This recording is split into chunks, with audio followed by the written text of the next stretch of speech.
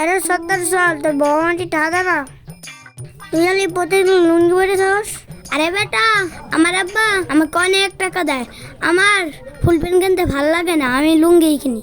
শুনলাম তোর মা মনে তোর 3 বেলা প্রাধানি দেয়। দূর বেটা, তোর কাছে কে কইছে? আমি তো শুনলাম তোর মাই মনে 3 বেলা প্রাধানি দেয়। আর মা আমার কখনো প্রাধানি দেয় না, শুধু ভালোবাসে। এই তুই জানিস আমার আব্বা কালকে একটা কুকুরের বাচ্চা কিনে এসেছে, অনেক সুন্দর। দাম কত জানিস? 1 লক্ষ টাকা। ওরে বাবা, তোর কুকুরের সামান যে তোর আব্বা 1 লক্ষ টাকা।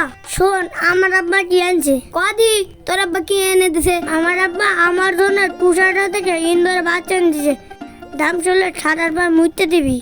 তোর আব্বা ইন্দুরের ছাওয়া এনে দিছে হিরেন না স্বর্ণের রে? আমার আব্বা হিরেন না স্বর্ণের না, ডায়মন্ডের ইঁদুরের বাচ্চা এনে দিছে। ওরে বাবা, ডায়মন্ডের ইঁদুরের বাচ্চা, নাইলে তো তুই আমার সাথে সেরা। তোর সাথে কথা বলার টাইম নাই, আমার গুরুত্ব কাজ আছে, আমি গেলাম, তুই থাক।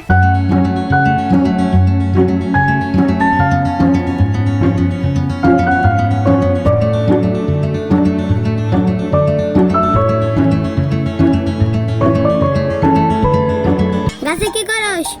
আরে বেটা, আমি তো রাস্তা তারা বলতেছি, তারা তারা। তুই কি কস?